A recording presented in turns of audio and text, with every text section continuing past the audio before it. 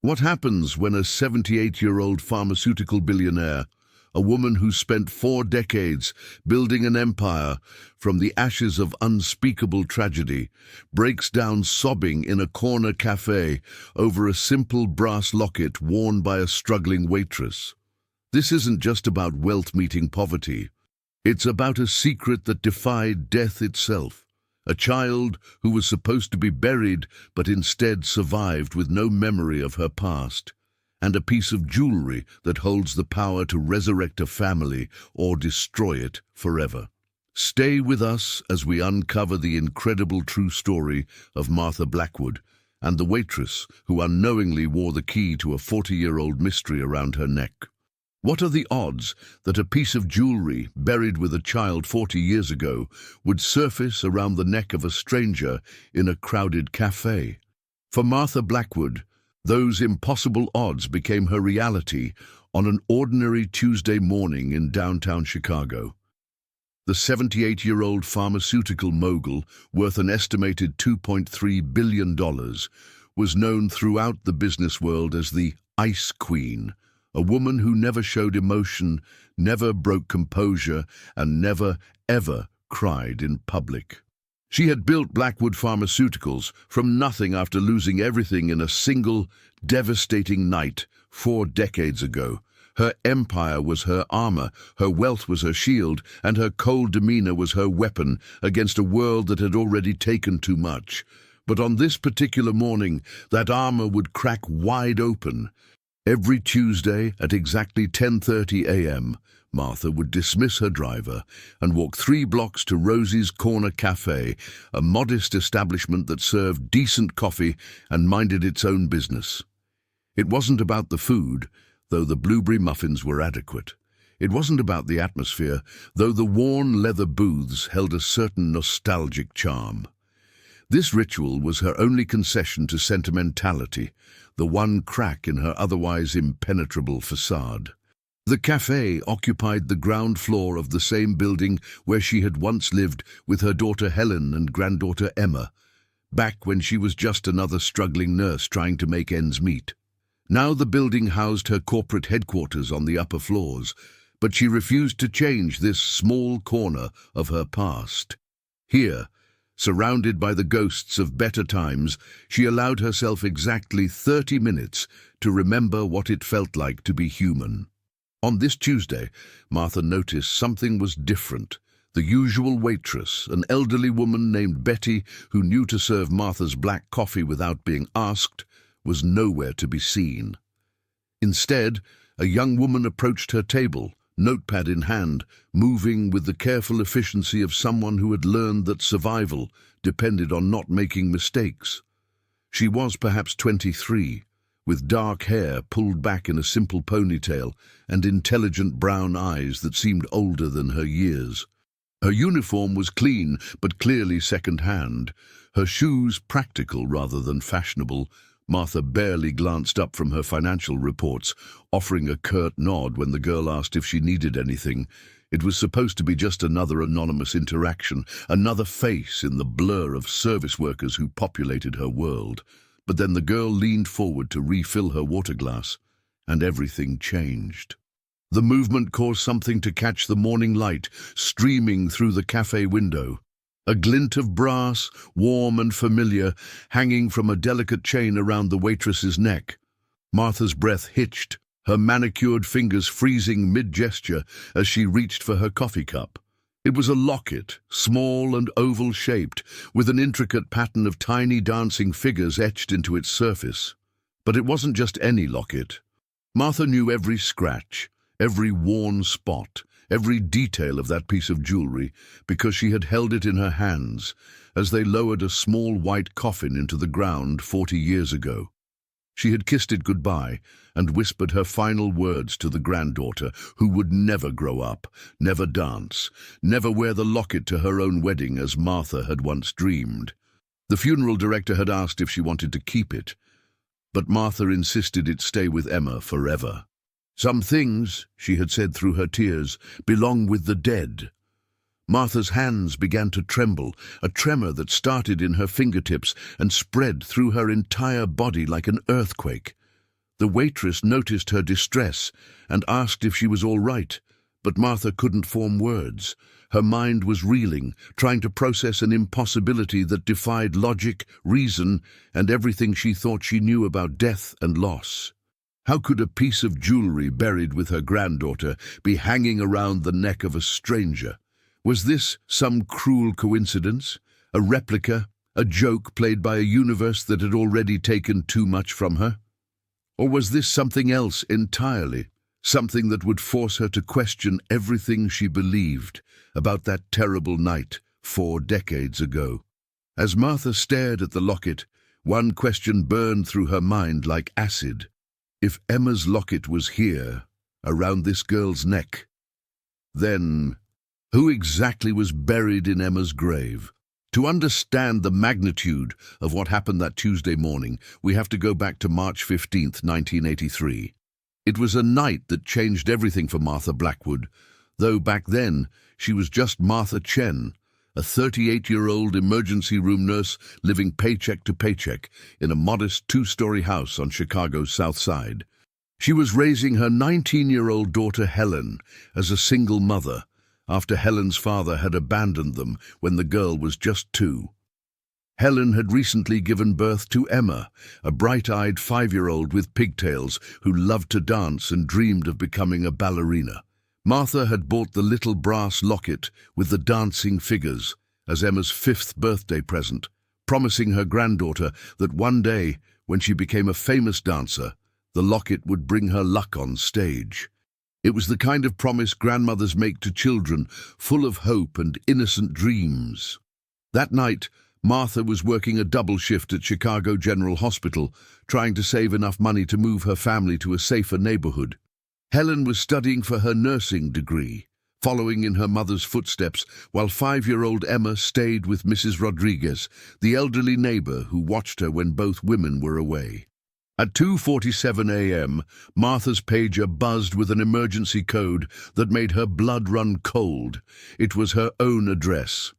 By the time she reached the scene, the 2-story house was an inferno, flames shooting through the roof, smoke billowing into the night sky, like black ghosts. The fire department said it had started in the electrical panel in the basement, spreading with devastating speed through the old wooden structure. Neighbors stood in their bathrobes, watching helplessly as 40 years of memories turned to ash. Martha pushed through the police barriers, screaming Helen's name, screaming Emma's name, until 2 officers had to physically restrain her from running into the flames. The bodies were found in Helen's bedroom on the 2nd floor, huddled together under a collapsed beam. Helen had died, trying to shield her daughter from the smoke and flames, her arms wrapped protectively around the small form beneath her. The coroner said they had both succumbed to smoke inhalation before the fire reached them. A small mercy in an ocean of tragedy. Martha identified the bodies at the morgue the next morning, her hands shaking as she looked at what remained of her daughter and granddaughter. Emma still wore the brass locket Martha had given her, the metal tarnished by heat but somehow intact. The funeral director gently suggested removing it, but Martha insisted it stay with Emma. "Some things belong with the dead," she whispered, her voice raw from crying. She watched as they lowered the 2 coffins into the ground side by side, taking with them every reason Martha had ever had for living. The official cause of the fire was electrical malfunction, a cruel twist of fate that turned a family home into a death trap. In the aftermath of the tragedy, Martha made a decision that would define the rest of her life. She used the modest insurance payout from the house fire to enroll in pre-med courses, driven by a desperate need to understand why some people live while others die, why some families are destroyed while others survive. Her grief became her fuel. Her loss became her purpose. She worked 18-hour days, studying by night and working as a nurse by day, sleeping 3 hours and starting again. Medical school led to residency. Residency led to a specialization in emergency medicine and eventually to groundbreaking research in trauma care.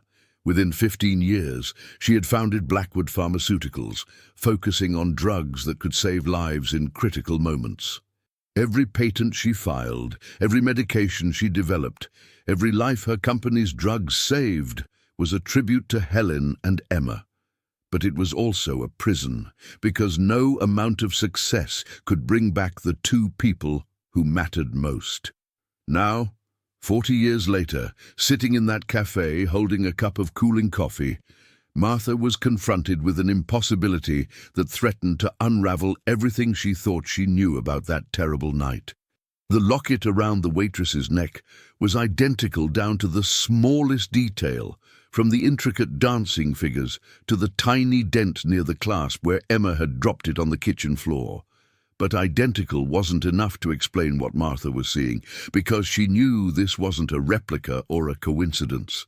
This was Emma's locket, the one she had watched disappear into the earth with her granddaughter's body. Which raised a question that would haunt Martha for the rest of her life. If Emma's locket was here, around a stranger's neck, then who was buried in Graceland Cemetery under a headstone that read, "Emma Chen, beloved granddaughter"? The answer to that question would force Martha to confront not just the possibility that everything she believed about that night was wrong, but that the granddaughter she had mourned for 40 years might still be alive. What would you do if you discovered that the person you thought was dead had been living under a different name, just miles away from you for decades? Martha's first instinct was denial, her rational mind desperately searching for any explanation that didn't involve resurrection or miracles. She studied the waitress's face with the intensity of a detective examining evidence at a crime scene, looking for any resemblance to the child she had lost. The girl had the same dark hair as Helen, the same intelligent brown eyes that seemed to hold secrets, but it was the way she moved, a certain grace in her gestures despite her obvious exhaustion, that made Martha's breath catch. Emma had always moved like a dancer, even as a toddler, with an innate rhythm that seemed to flow through her small body. This waitress had that same quality, that same unconscious elegance that couldn't be taught or faked. The resemblance was subtle but unmistakable, like looking at a photograph that had been aged by time and hardship. The locket itself told a story that Martha was afraid to read. As the waitress moved around the table, Martha caught glimpses of details that confirmed her worst fears and greatest hopes. The tiny dent near the clasp was exactly where Emma had damaged it when she dropped the locket on the kitchen floor the morning before the fire. The chain had been shortened, probably to fit a smaller neck, but Martha could see where it had been modified. Most damning of all was the way the girl touched it unconsciously, her fingers going to the locket whenever she felt nervous or uncertain, exactly the same habit Emma had developed in the few weeks she had owned it. These weren't coincidences or similarities that could be explained away by wishful thinking. This was Emma's locket, worn by someone who had learned to find comfort in its presence, someone who had carried it close to her heart for decades without knowing why it felt so important. Martha's hand shook as she reached for her phone, her mind racing through possibilities that seemed increasingly impossible. If this was Emma's locket, then either someone had stolen it from her granddaughter's grave, or the child buried in that cemetery wasn't Emma at all. The thought made her stomach turn, because it meant that for 40 years she had been visiting the wrong grave, talking to the wrong set of bones, grieving for a stranger while her real granddaughter was somewhere out there in the world, alive and forgotten. She tried to remember the details of that terrible night, the chaos at the morgue, the state of the bodies after the fire. Had she really identified Emma, or had she simply accepted what the authorities told her? In her grief and shock, had she made a mistake that condemned her granddaughter to a life without family, without identity, without love? The possibility was too horrible to contemplate, but it was also too compelling to ignore. The waitress approached again, this time with genuine concern written across her young face. "Ma'am, are you feeling all right? You look pale. Should I call someone?"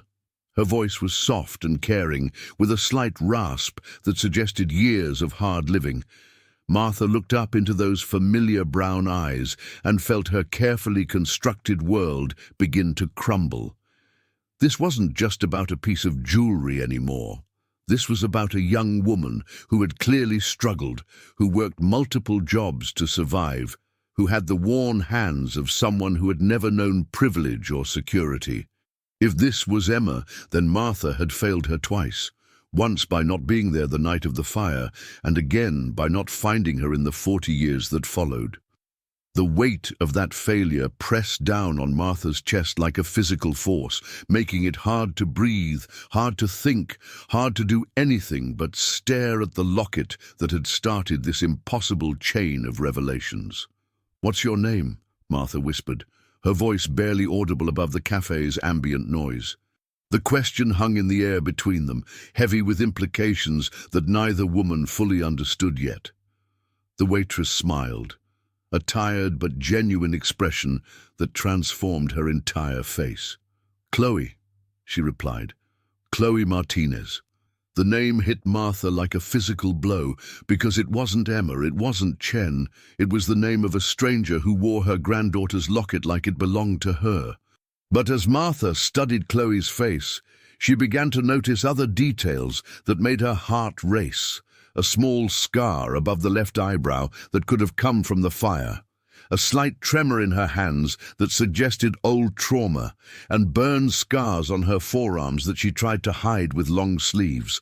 These weren't just physical marks, they were clues to a story that Martha was finally ready to hear, no matter how painful the truth might be. Martha's decision to confront the impossible required more than just courage.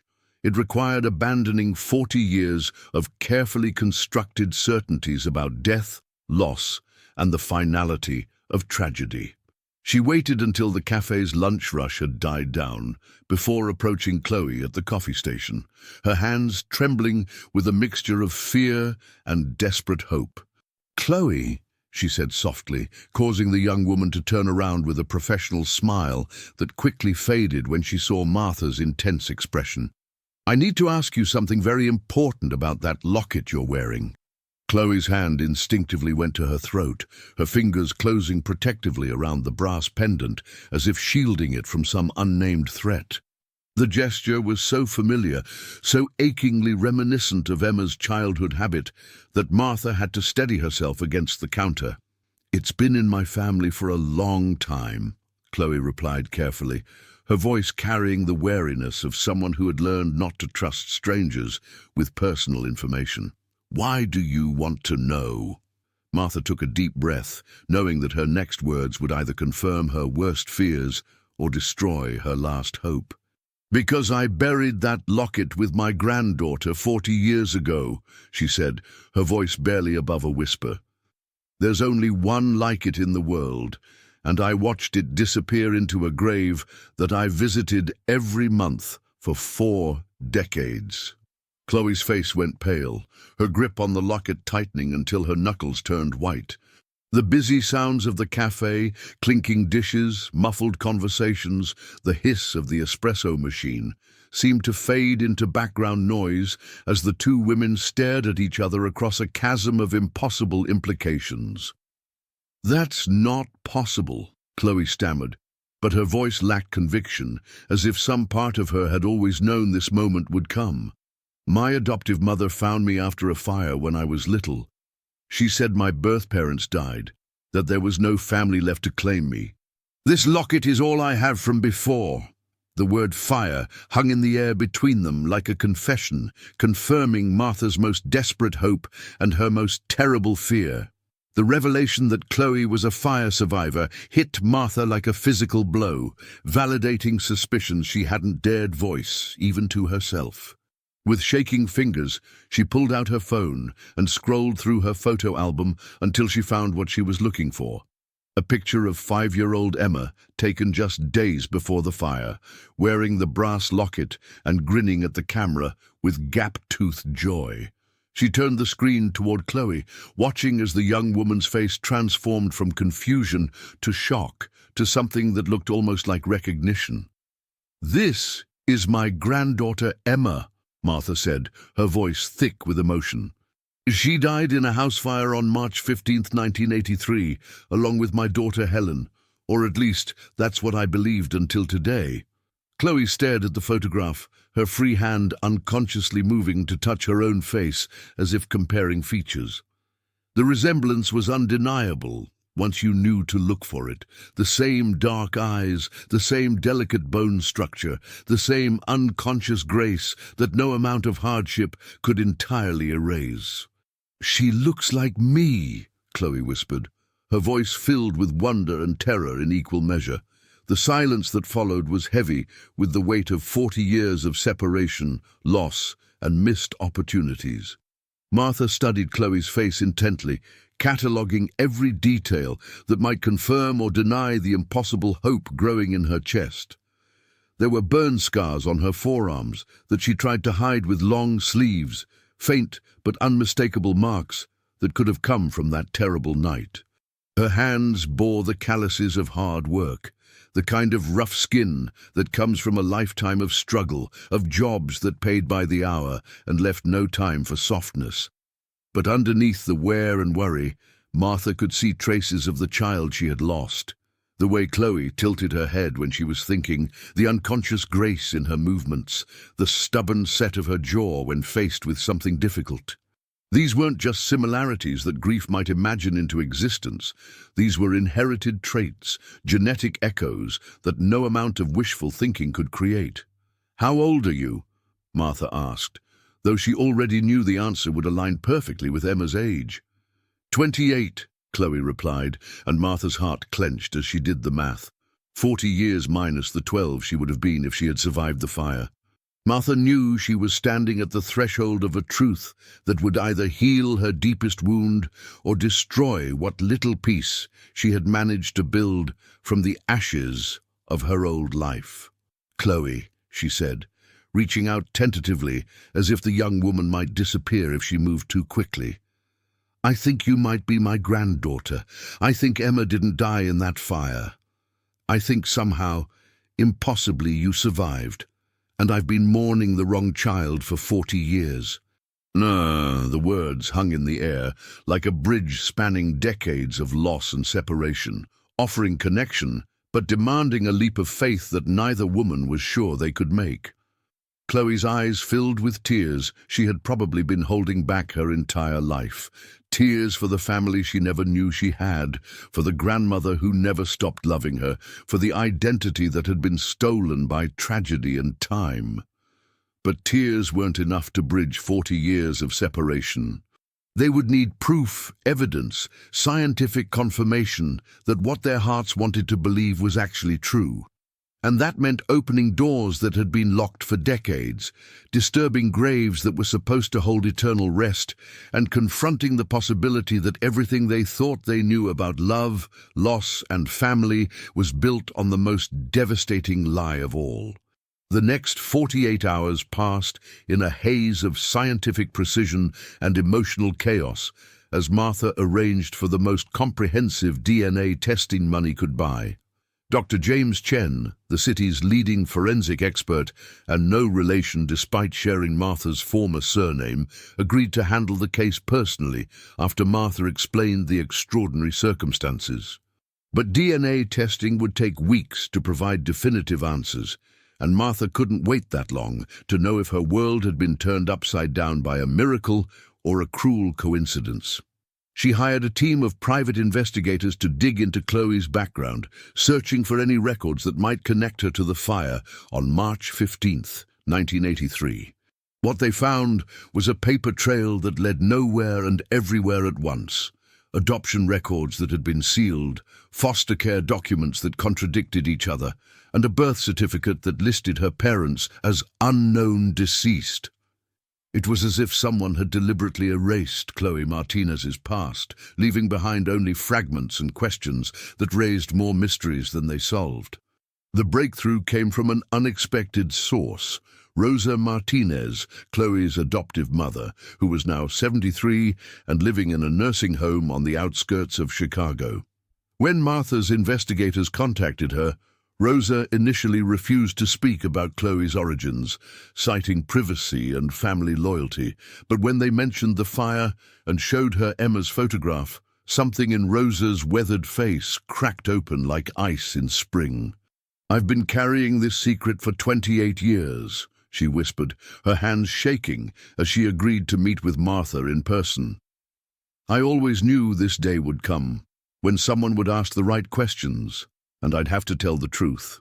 The meeting took place in the nursing home's garden, surrounded by blooming flowers that seemed obscenely cheerful given the gravity of what Rosa was about to reveal.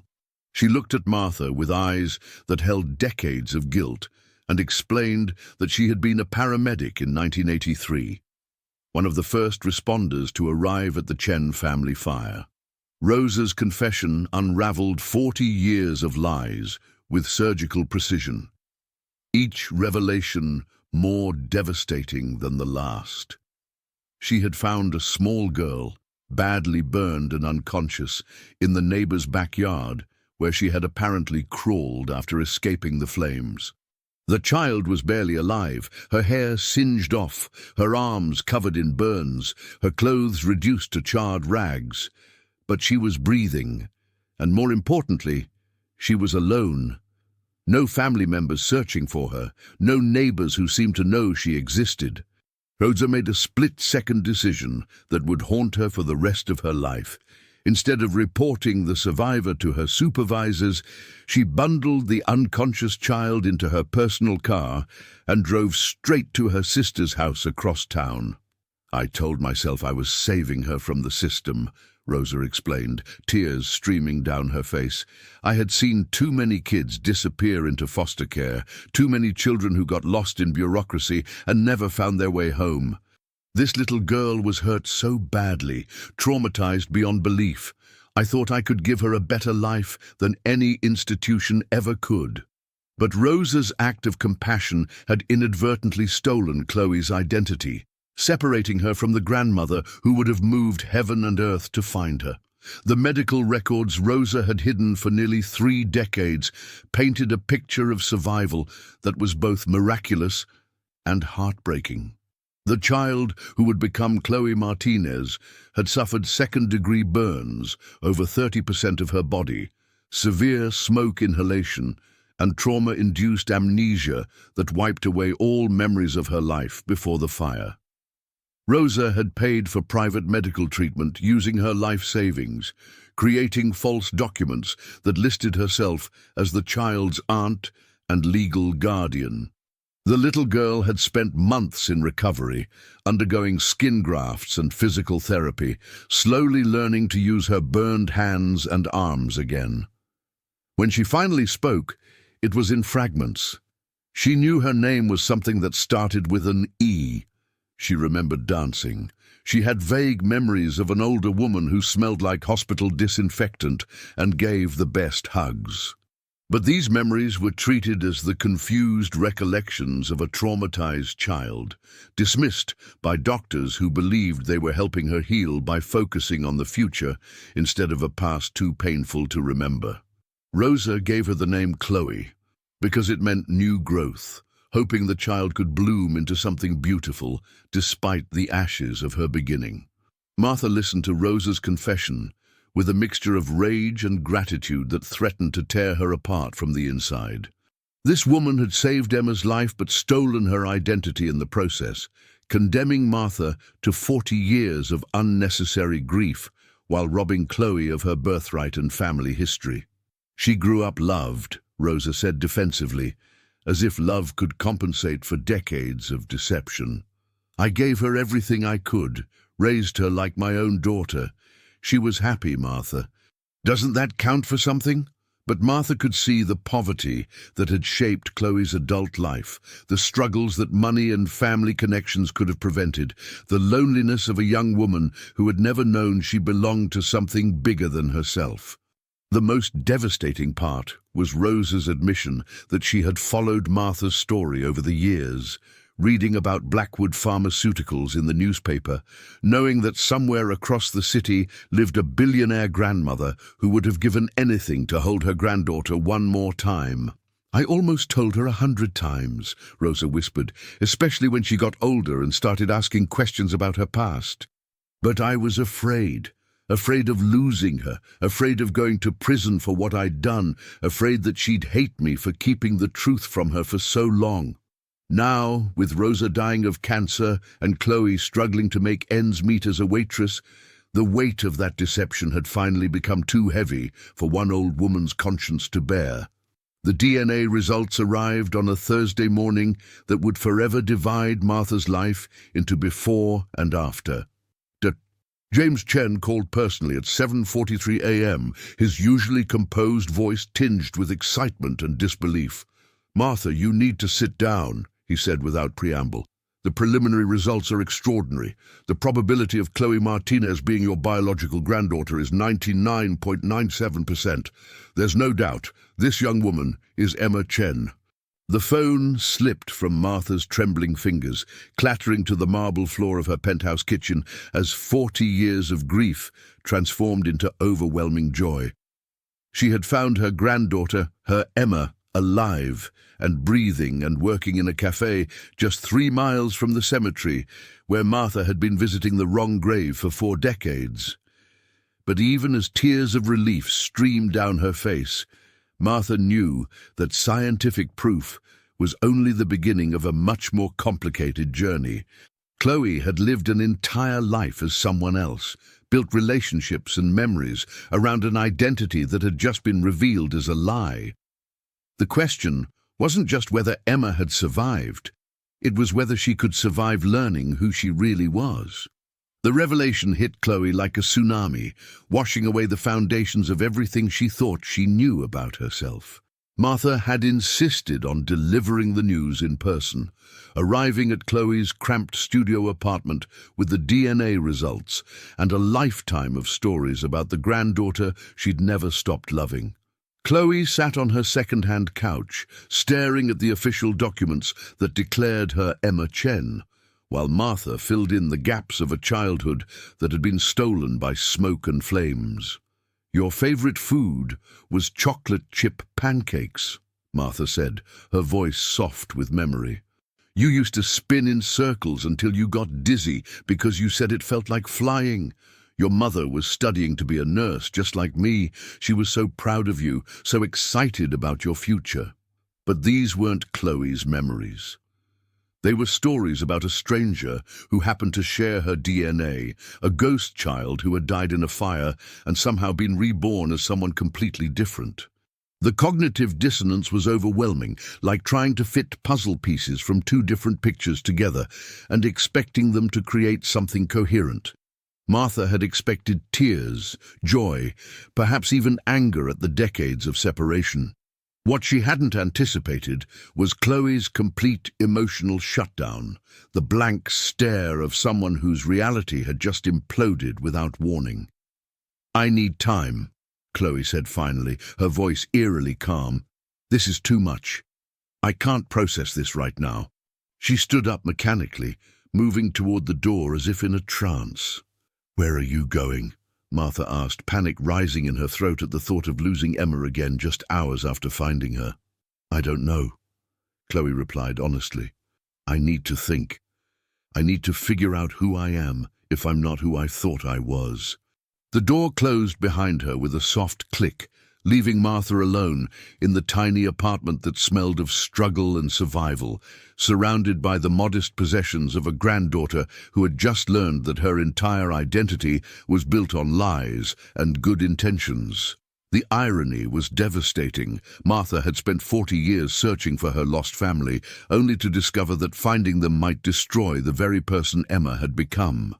The next 3 days passed without word from Chloe, each hour stretching into an eternity of worry and regret. Martha stationed private security outside Chloe's apartment, not to intrude, but to ensure her safety, knowing that psychological trauma could drive people to desperate decisions. She replayed their conversation, obsessively, wondering if she should have handled the revelation differently, broken the news more gently, prepared Chloe better for the magnitude of what she was learning. Rosa Martinez called repeatedly from the nursing home, begging for updates, consumed by guilt over the chaos her deception had unleashed. "I thought I was protecting her," Rosa sobbed into the phone. "I never meant for this to happen.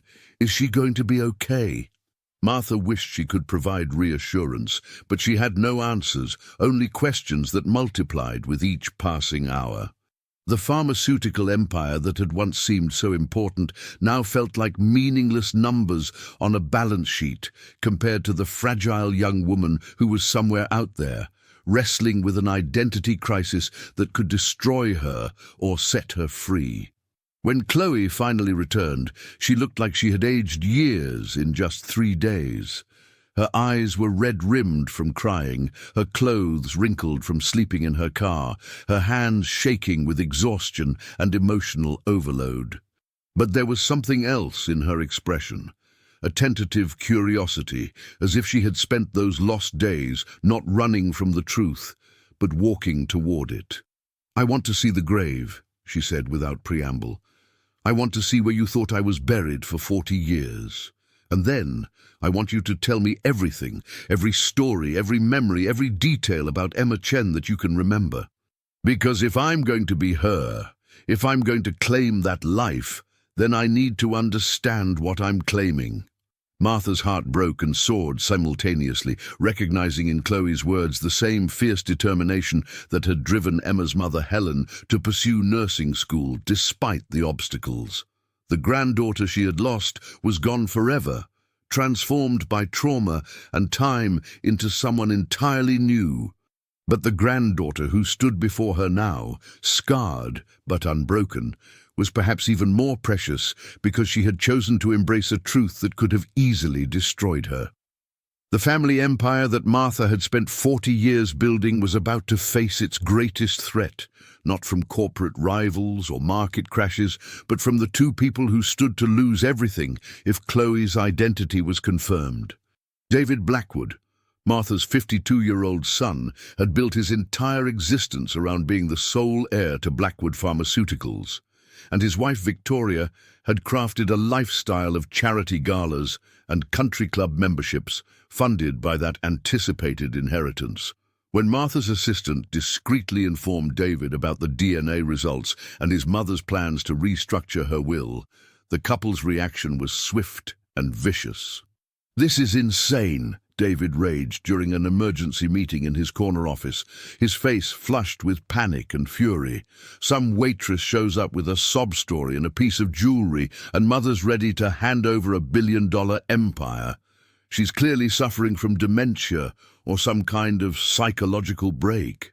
Victoria, ever the strategist, was already 3 steps ahead, her manicured fingers drumming against the conference table as she calculated their options. "We need to discredit this girl before Martha makes any legal changes. Find her weaknesses, her secrets, anything we can use to prove she's a fraud." The investigation into Chloe's background was as thorough as it was ruthless. Conducted by Sterling and Associates, a private firm that specialized in corporate espionage and character assassination. Within 72 hours, they had compiled a devastating dossier on Chloe Martinez that painted her as exactly the kind of person who might fabricate an elaborate con to steal a fortune. Her credit report showed multiple late payments and defaulted loans, evidence of financial desperation that could motivate fraud. Her employment history revealed a pattern of short-term jobs and conflicts with supervisors, suggesting instability and poor character. Most damaging of all was her juvenile record, which had been sealed but not destroyed.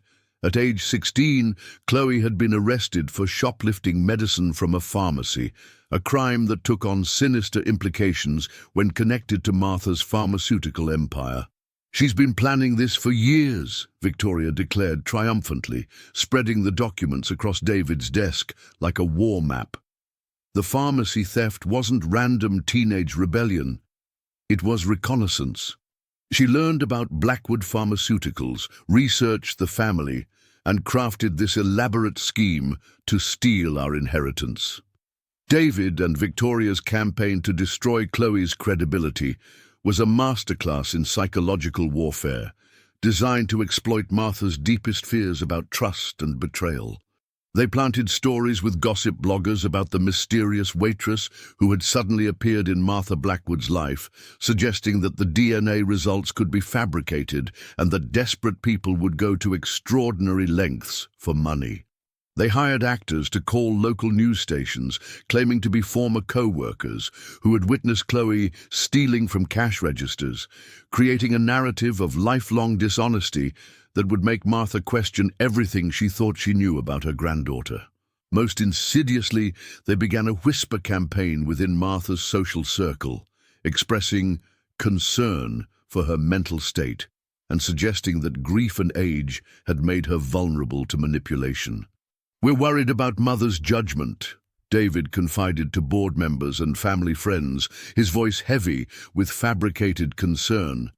"She's been so isolated since Father died, so desperate for family connection. It's heartbreaking to watch someone take advantage of that loneliness." And the turning point came when Victoria discovered Chloe's medical records through a contact at the insurance company, revealing her ongoing treatment for anxiety and depression, conditions that had developed after years of inexplicable nightmares and panic attacks that now made perfect sense, given her repressed trauma from the fire. Victoria twisted this information into a weapon, suggesting that Chloe was mentally unstable and possibly delusional, someone who might genuinely believe her own lies about being Emma Chen. "She's been taking psychiatric medication for years," Victoria announced during a carefully orchestrated family dinner, her voice dripping with false sympathy. "The poor girl obviously has serious mental health issues. What if she's not a con artist at all? What if she genuinely believes she's your granddaughter because she can't distinguish between fantasy and reality?" It was a brilliant manipulation, designed to make Martha's compassion work against her own interests, by positioning doubt as kindness and skepticism as protection for both Chloe and the family. Martha found herself caught in an impossible position, torn between the scientific evidence that confirmed Chloe's identity and the mounting pressure from the family she had raised and trusted for decades. David and Victoria's campaign was working exactly as intended, planting seeds of doubt that grew stronger with each passing day. When Martha looked at Chloe now, she couldn't help but notice the nervous habits that could be interpreted as deception rather than trauma, the financial desperation that could motivate elaborate fraud, the convenient amnesia that prevented inconvenient questions about inconsistencies in her story. "What if I'm wrong?" Martha confided to her longtime friend and legal advisor, Margaret Thornton, during a sleepless night 3 weeks after the DNA results arrived. "What if grief and wishful thinking have made me see connections that don't exist? What if this girl really is just a mentally unstable young woman who needs help, not a long-lost granddaughter who needs an inheritance?" The question hung in the air like poison gas, contaminating every interaction Martha had with Chloe and transforming their tentative relationship into a minefield of suspicion and doubt. David and Victoria's plan was succeeding beyond their wildest dreams, turning Martha's greatest joy into her deepest source of anxiety and ensuring that even if Chloe was truly Emma Chen, the family would be too damaged by mistrust to ever heal. The breaking point came on a rainy Thursday morning when Chloe arrived at Martha's penthouse to find David and Victoria waiting in the living room, like prosecutors at a trial.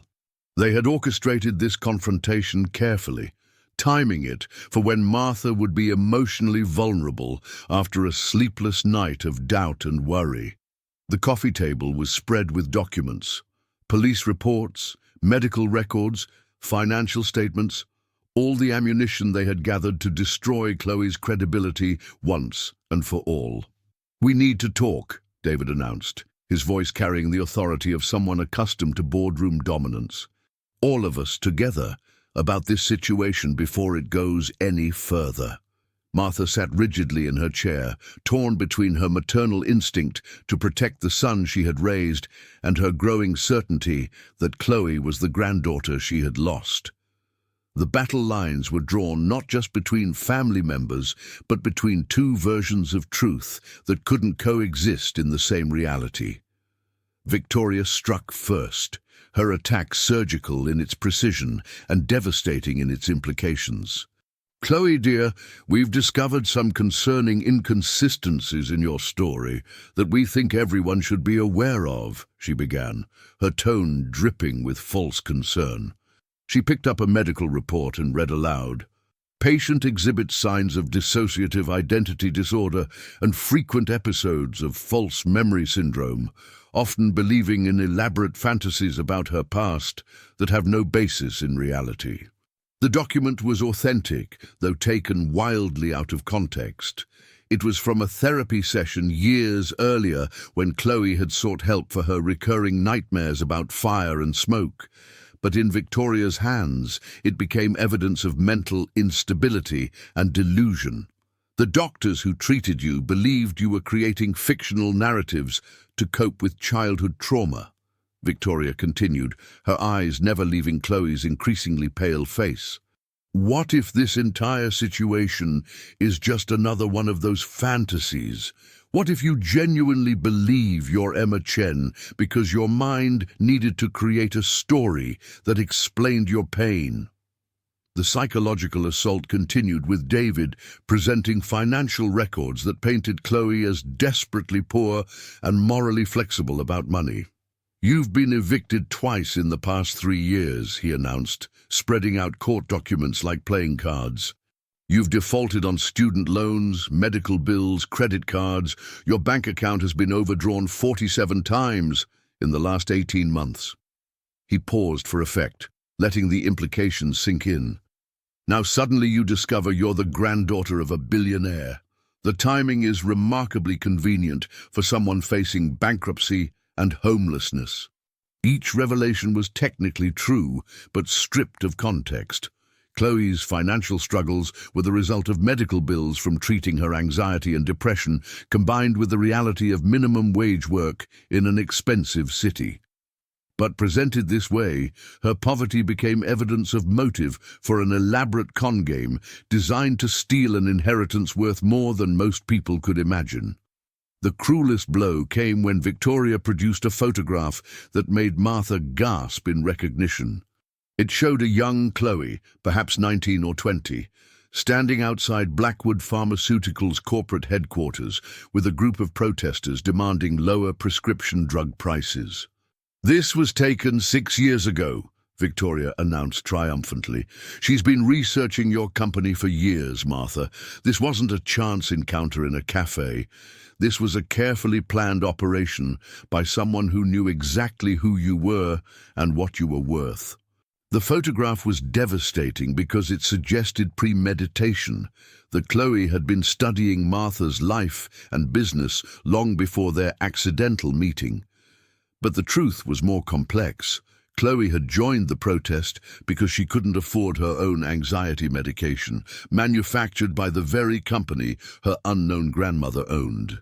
She had stood outside that building demanding justice from the family she didn't know was her own, a cruel irony that Victoria twisted into evidence of criminal intent. The confrontation reached its climax when Chloe finally broke under the relentless assault, her composure cracking like ice under pressure. "Stop," she whispered, then louder, "Stop, just stop." Tears streamed down her face as 28 years of suppressed trauma and confusion poured out in a torrent of raw emotion. "You want to know the truth? I don't remember anything before I was 6 years old. Nothing. I have nightmares about fire and smoke and screaming, but I don't know if they're memories or just my brain trying to make sense of scars I can't explain.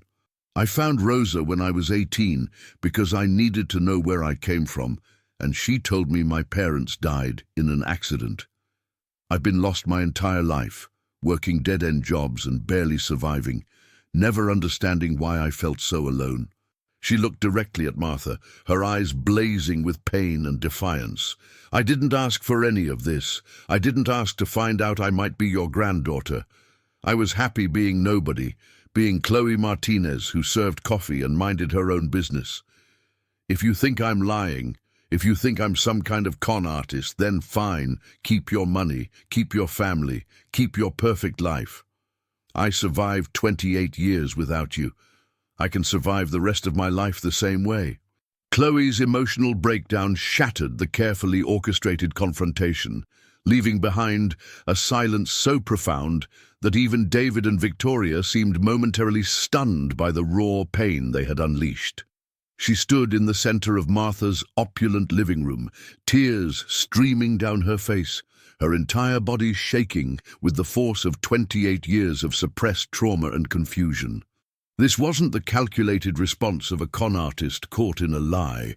This was the desperate cry of a young woman who had been searching for identity and belonging her entire life, only to have it weaponized against her by people who saw her existence as a threat to their comfortable world. Martha watched her son and daughter-in-law exchange glances, expecting to see triumph in their faces, but instead finding something that looked almost like shame as they witnessed the human cost of their psychological warfare. The documents scattered across the coffee table suddenly seemed less like evidence and more like instruments of torture, designed to destroy rather than illuminate the truth. Without warning, Chloe turned and fled from the penthouse, her footsteps echoing in the marble foyer as she ran toward the elevator. Martha's maternal instincts overrode 40 years of careful emotional control, and she found herself chasing after the young woman who might be her granddaughter, calling her name as the elevator doors closed between them. The next 3 days passed in a haze of frantic searching, as Martha deployed every resource at her disposal to find Chloe, who had seemingly vanished from her apartment, her job, and every place she had ever been known to frequent. Private investigators canvassed homeless shelters, hospitals, and morgues, while Martha sat by her phone, waiting for news that never came. The irony was crushing. Having spent 40 years mourning a granddaughter she thought was dead, Martha was now facing the possibility of losing her again, this time to despair and the cruelty of her own family. Rosa Martinez called from the nursing home, her voice weak with cancer and worry, begging Martha to keep searching because Chloe had nowhere else to go and no one else who cared whether she lived or died. The discovery came from an unexpected source, a security guard at Graceland Cemetery who recognized Chloe from the photograph Martha's investigators had been circulating. He had found her sleeping on the ground beside a grave marker, clutching a small bouquet of wilted flowers she had apparently bought with her last few dollars. The headstone read, "Emma Chen, beloved granddaughter," and the guard said she had been talking to it for hours, carrying on both sides of a conversation with a 5-year-old child who had died 40 years ago. When Martha arrived at the cemetery, she found Chloe sitting cross-legged in the grass, her face streaked with dirt and tears, staring at the granite marker as if it held the answers to every question she had ever asked about herself. "I wanted to meet her," Chloe said without looking up, her voice hoarse from crying. "The little girl who died in my place, whose identity I stole without meaning to. I wanted to tell her I was sorry for living when she couldn't, for taking the family that should have been hers." The sight of this broken young woman apologizing to a gravestone for the crime of surviving was more than Martha could bear. Martha knelt beside Chloe in the wet grass, ignoring the damage to her expensive clothing, as she wrapped her arms around the granddaughter she had nearly lost twice in one lifetime. "You have nothing to apologize for," Martha whispered, her voice thick with tears and regret. "Emma died in that fire 40 years ago, but you survived. You became someone new, someone strong, someone who deserved love and family, and every opportunity that was stolen from you." She held Chloe tighter, feeling the fragile bones of a young woman who had been carrying the weight of survivor's guilt for decades without understanding why. I'm the one who should apologize for not finding you sooner, for letting David and Victoria hurt you, for doubting even for a moment that you were exactly who you claimed to be.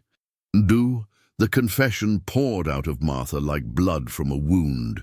28 years of missed birthdays and bedtime stories and scraped knees that she should have kissed better.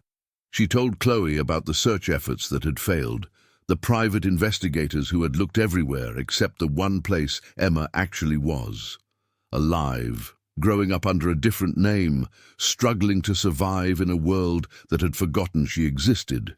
The reconciliation was fragile and tentative, built on shared grief and the desperate hope that love could bridge decades of separation and misunderstanding.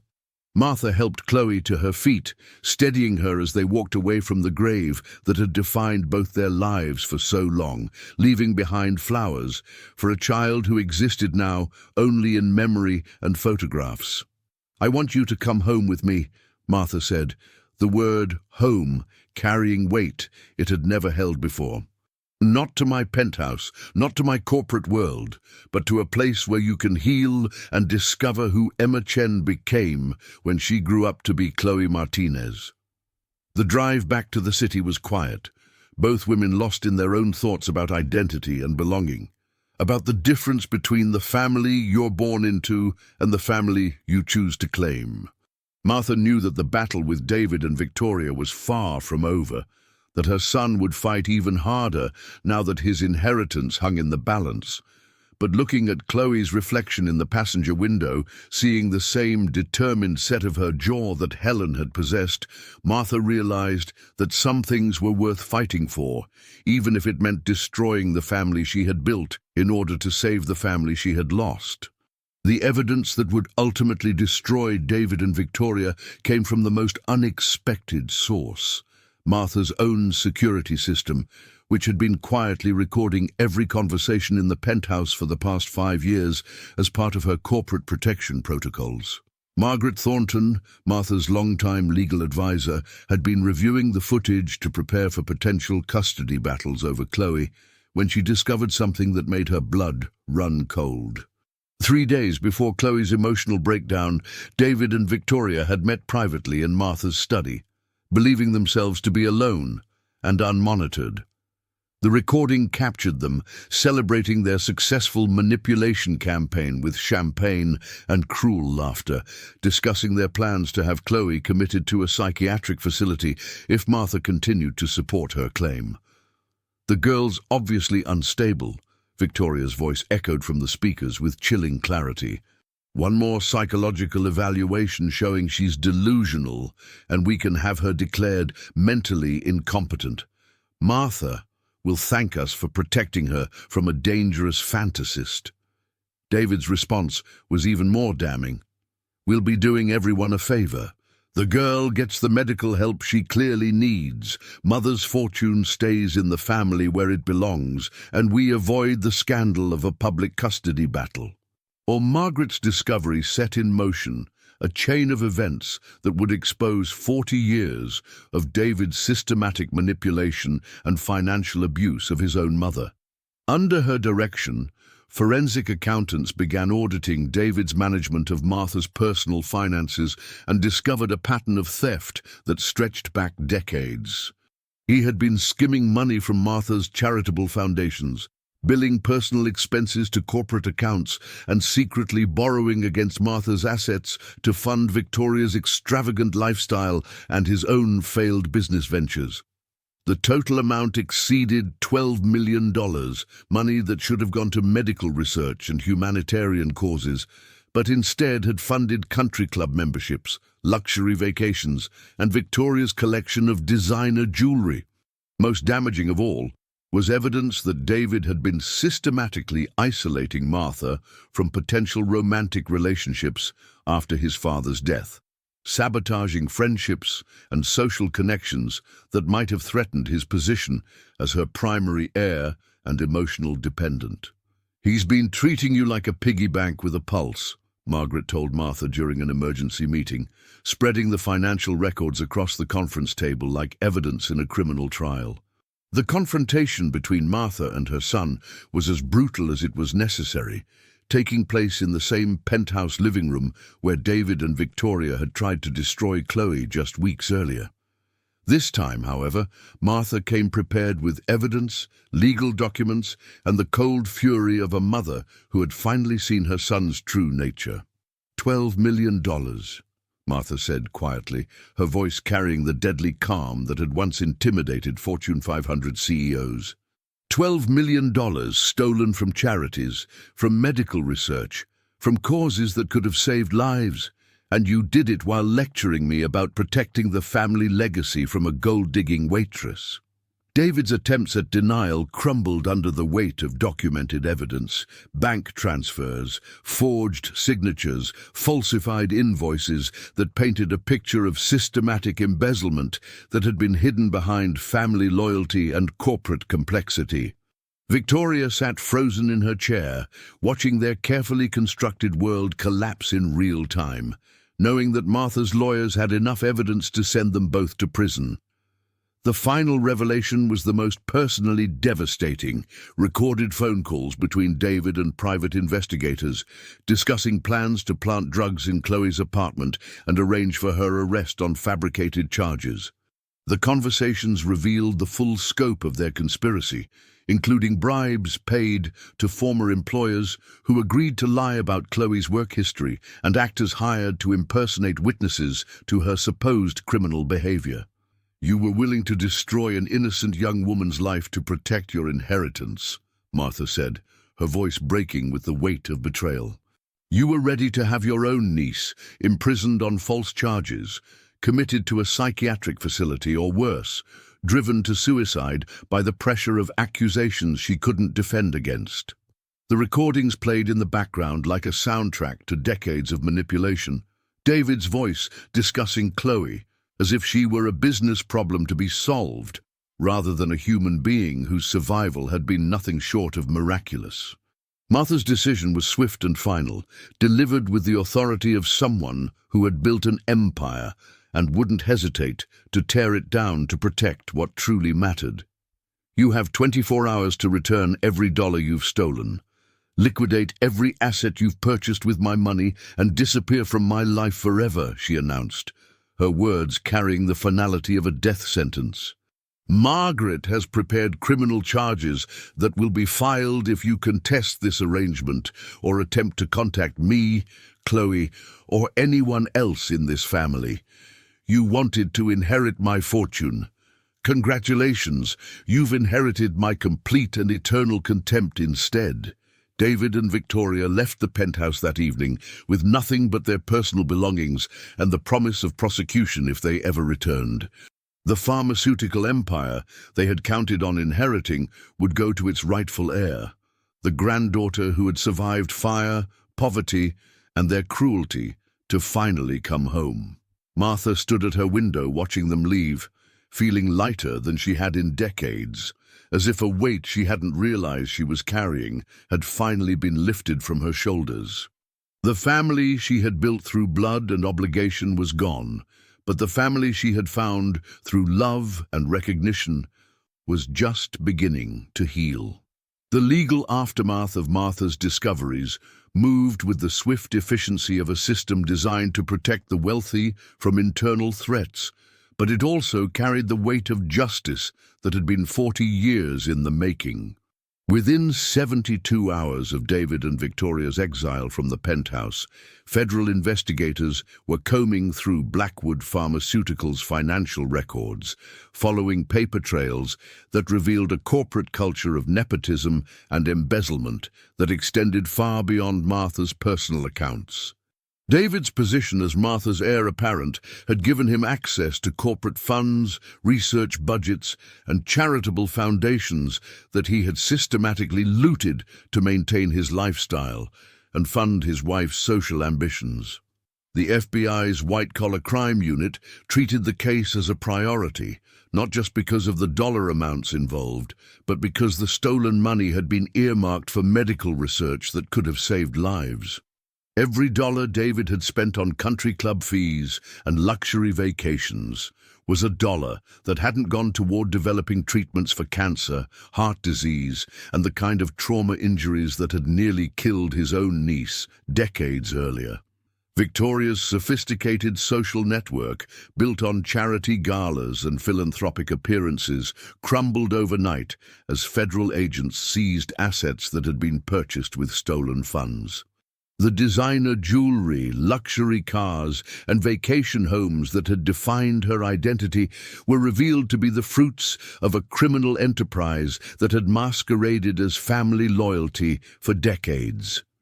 Her wealthy friends and social connections vanished like morning mist when the scandal hit the newspapers, their loyalty extending only as far as her ability to write large checks to their favorite causes.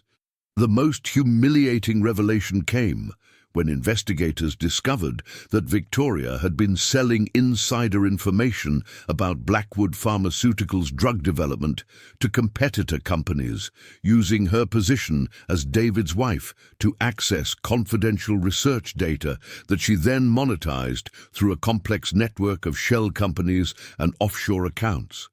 The woman who had accused Chloe of being a gold digger had been running her own criminal empire from the penthouse of Chicago's most exclusive building, stealing not just money, but potentially life-saving medical innovations. The criminal charges, when they finally came, were devastating in their scope and specificity, reading like an indictment of everything David and Victoria had done to maintain their positions in Martha's life and legacy. Conspiracy to commit fraud, embezzlement of charitable funds, wire fraud, money laundering, insider trading, and attempted witness intimidation were just the beginning of a legal document that stretched across 47 pages of detailed accusations. But the charge that carried the most symbolic weight was conspiracy to commit identity theft and psychological abuse against Chloe Martinez, a crime that carried not just legal penalties, but the kind of moral condemnation that would follow them for the rest of their lives. The prosecution's case was ironclad, built on recorded conversations, financial documents, and testimony from private investigators who had been promised immunity in exchange for revealing the full scope of the conspiracy against Chloe.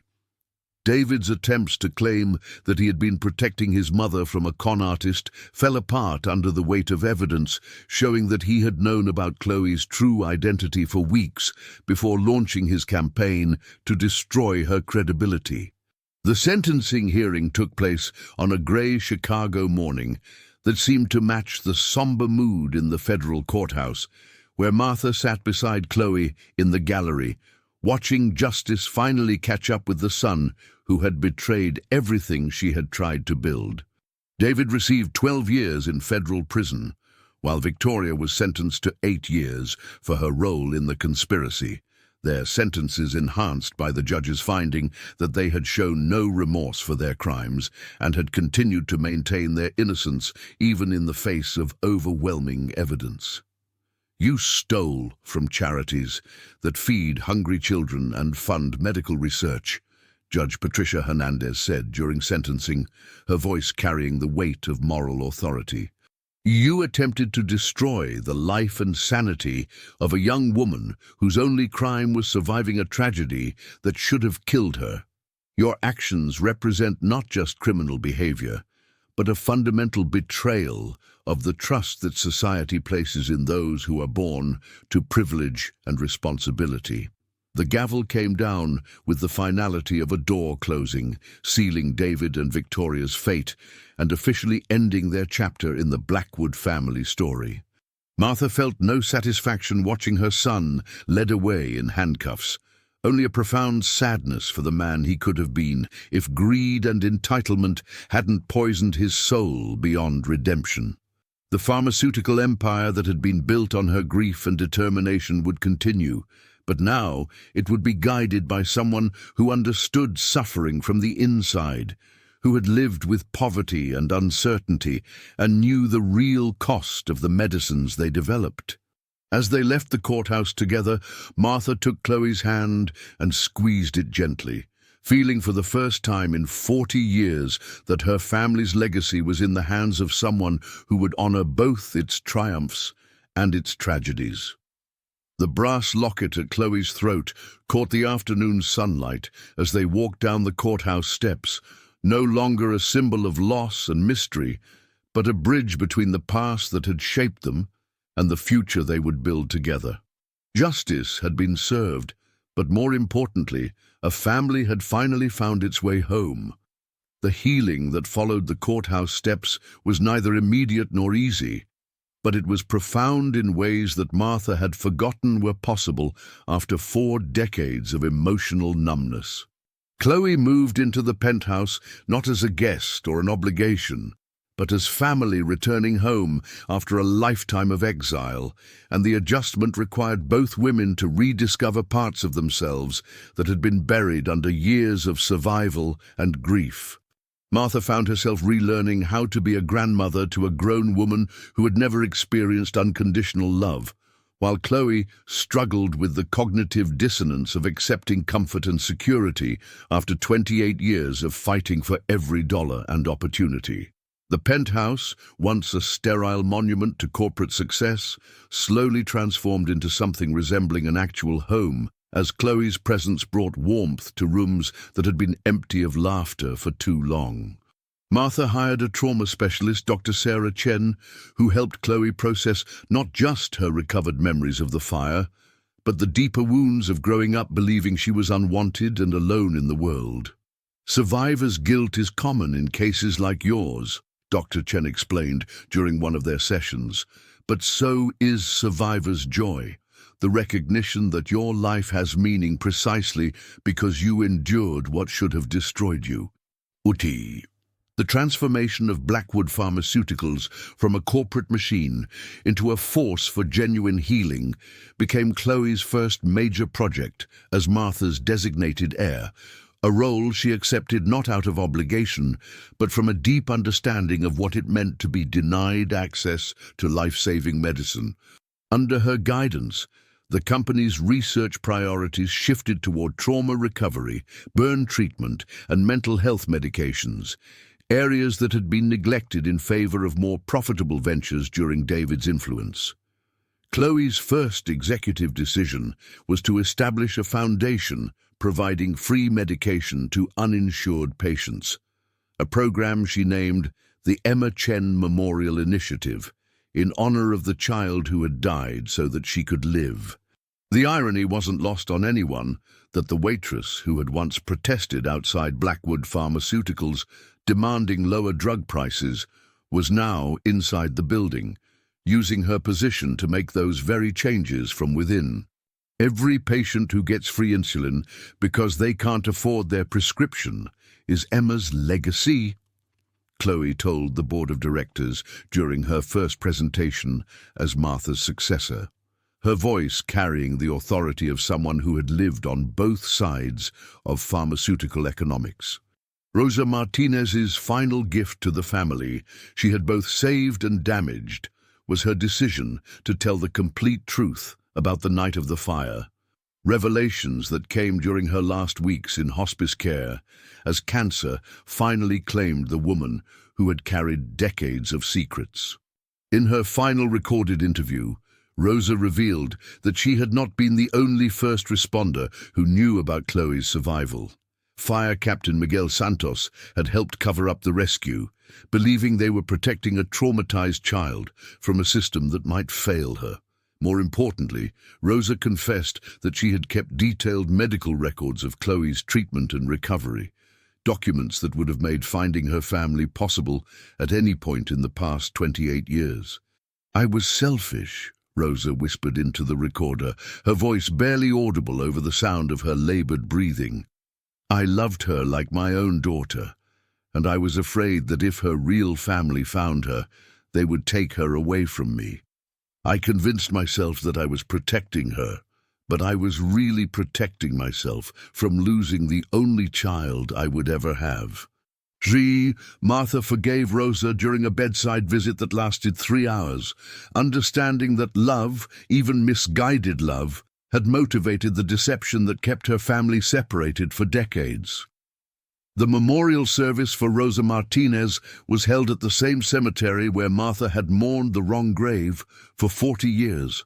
But this time, the gathering celebrated a life that had been complicated by impossible choices rather than destroyed by tragedy.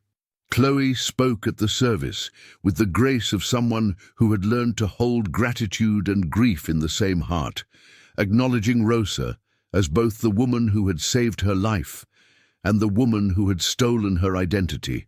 "She gave me love when I had nothing else," Chloe said to the small gathering of Rosa's friends and former colleagues, "and she gave me a name when I couldn't remember my own." Those gifts don't become less precious because they came with a cost that none of us fully understood at the time. Martha stood beside her granddaughter during the service, wearing the same black dress she had worn to Helen and Emma's funeral 40 years earlier. But this time her tears were for someone who had lived rather than someone who had died. The ceremony ended with Chloe placing the brass locket on Rosa's casket, a gesture that symbolized both forgiveness and the closing of a chapter that had defined too many lives for too long. 6 months after Rosa's death, Martha and Chloe stood together in the newly opened Emma Chen Trauma Recovery Center, watching as the first patients received treatment in a facility designed to heal the kinds of wounds that traditional medicine often ignored. The center occupied the ground floor of the building where the original fire had taken place, transformed from a site of tragedy into a beacon of hope for survivors of all kinds of trauma. Chloe had insisted on including a children's wing with a dance studio, honoring the 5-year-old girl who had dreamed of becoming a ballerina before fire changed the trajectory of her life. "Every child who learns to dance here is dancing for Emma," Martha told the gathered reporters and medical professionals at the center's opening ceremony, her voice strong and clear in a way it hadn't been for decades. "Every patient who heals here is proof that surviving tragedy isn't just about living through it. It's about transforming that survival into something that helps others survive as well." The brass locket, now displayed in a place of honor in the center's lobby, had finally found its true purpose, not as a reminder of loss, but as a symbol of the healing that becomes possible when love refuses to surrender to tragedy.